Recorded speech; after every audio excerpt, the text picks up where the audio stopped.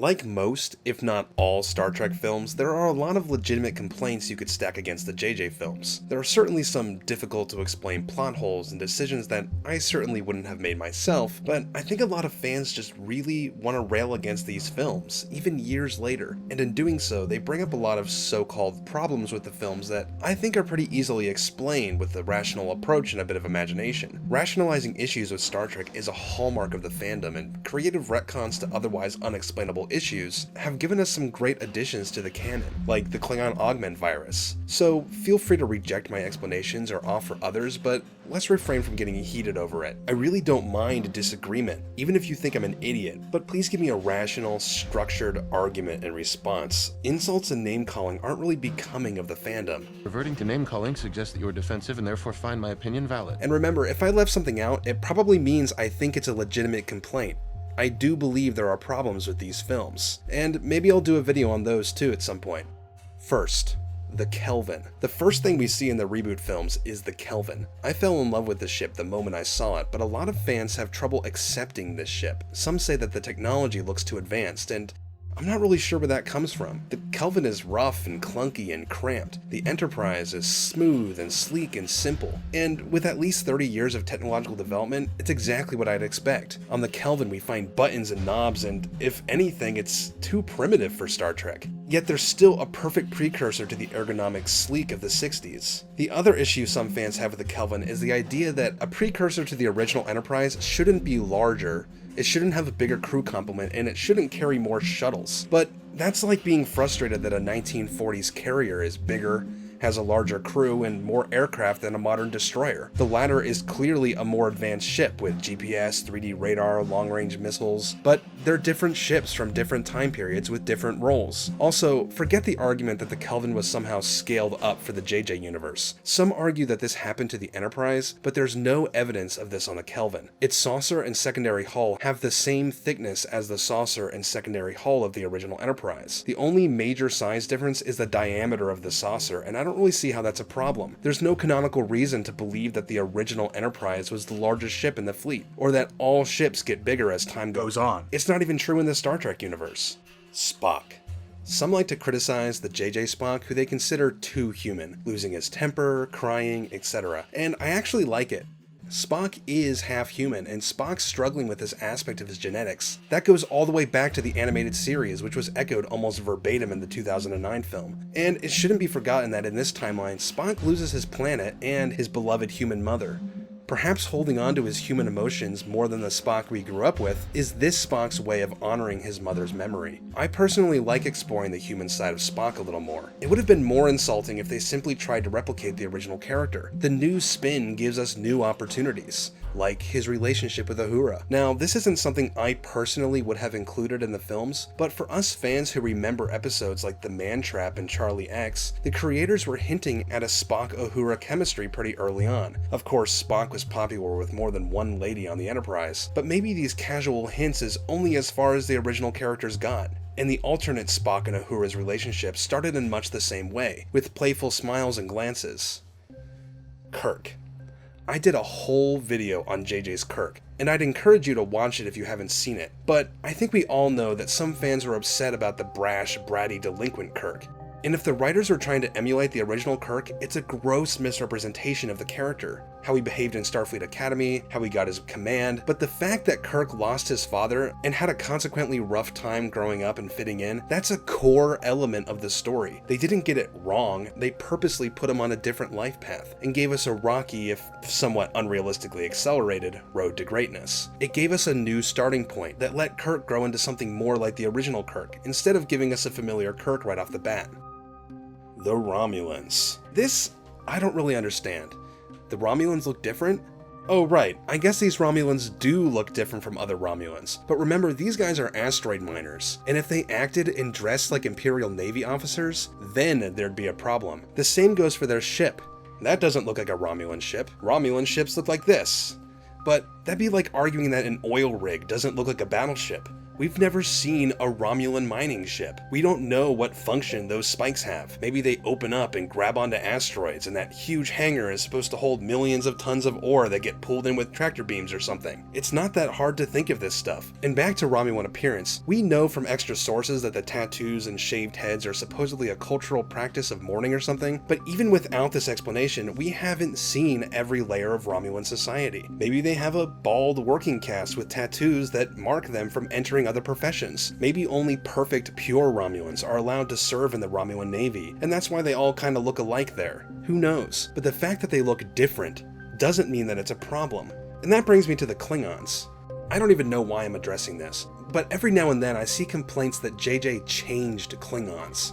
Changed? How? I see big beards and flowing hair and bat'leths and... oh, you mean the helmets.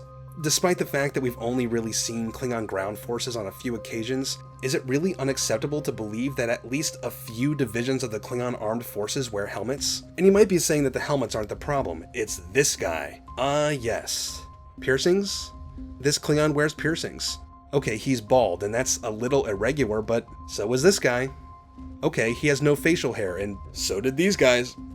The blue eyes are definitely different. Klingons tend to be a little more darker in complexion, but getting upset over a blue-eyed Klingon might be the Klingon equivalent of getting upset about a black captain. Isn't it possible? Changing gears a little bit, female uniforms. Lots of people were upset about the female uniforms in these movies. Short sleeves, short skirts, and no rank stripes. These films have their own gender slip-ups, and I'm not going to defend those, but I don't really think the uniforms are one of those slip-ups. This is just one of several female uniform variants. Uhura and Carol Marcus wear this variety of uniform, but we see plenty of sleeves and trousers on women in these movies. Rank stripes too. They're all equally common, and at least compared to previous iterations of the series, these movies have a pretty good level of female representation. Sit down, or else I'll make you sit down. Transporting across the galaxy. So, Khan supposedly transported from Earth to Kronos with a single device. Now, that's how it's edited, but we don't really know what happened between this and this. Maybe he actually had an elaborate Section 31 plan to jump his transporter signal across hundreds of ships without their knowledge before materializing on Kronos. But I'm not really here to defend the long-range beaming thing. I'm going to defend the notion that because there is this sort of technology, that somehow makes starships obsolete in this universe. This happened once, and we don't know how dangerous it was or how much power it used, or maybe only Khan's improved physiology is strong enough to handle beaming this far. But even if it was commonplace to beam people hundreds of light years, we still wouldn't know where to beam them. Starfleet is in the business of charting uncharted worlds. You can't beam to another world you haven't charted. So we'd still have fully stocked starships exploring the galaxy, and then maybe just some rare occasions of sending people between starbases or between vessels in separate sectors. It'd actually be a pretty helpful plot device to send a character back to Earth for a certain story without having to drag the entire ship back. That episode where Picard returns to Earth to give a commencement address comes to mind. This sort of story would be a lot easier with long-range beaming. And let's not kid ourselves, transporters are already one of the most far-fetched Trek technologies. Long-distance beaming isn't all that more unbelievable, especially in a world where you can do real-time communication across thousands of light years. Brewery engineering. This is probably the most frequently repeated complaint I've seen about the new films. Why does engineering look like a brewery? Firstly, we only think that it looks like a brewery because we know it's a brewery. To the untrained eye, it's pretty nondescript tanks and pipes. And also, this isn't really engineering, not in the way that Trekkies understand engineering. You know, the room with the warp core. That's not this room, or this room. This is the water turbine control room. I'm guessing because they're not replicating water on the Enterprise. And these are tanks for reactant, deuterium storage, basically anything the Enterprise stores in liquid or gaseous form. And this sort of stuff has to exist somewhere on the ship. The warp core of the Enterprise, real engineering as we would consider it, was shot at the National Ignition Facility in California, not a brewery. It's a super high-tech research facility that aims to achieve sustainable nuclear fusion. And as far as what a real warp core would look like, this is probably the most accurate depiction in Star Trek. Khan. I'm not going to discuss whether or not they should have used Khan, but there is another complaint that I hear a lot about Khan. Why is Khan suddenly white? Well, he was suddenly white in Wrath of Khan and nobody really noticed, because he was played by a white actor. He only really looked dark in the original series because they painted him dark. You can even see where the makeup ends. So it was kind of a toss-up for new Khan. Should they retcon him so he actually looks like a Sikh as he was supposed to look like in the original series? Or should they cast another white guy who kind of looks like Montalban in The Wrath of Khan? Cumberbatch is a great actor and I think there is some resemblance. I don't see a major problem here. If they had cast an Indian actor, people would wonder why he looks nothing like Khan, since the majority of fans don't know what nationality he's supposed to be anyway. He's just a raving lunatic with a waxed chest to most people. And speaking of Khan, Khan's blood cures death. Wow, they cured death in this universe? Drama over. But when did that really happen? A serum developed from Khan's blood apparently reversed the effects of severe radiation poisoning. That's it. Well, it cured whatever this girl had, and it reversed the effects of whatever killed this relatively simple life form. Yes, I know it's a tribble. But we don't know the details of those other cases. That's it. That's the only data we have.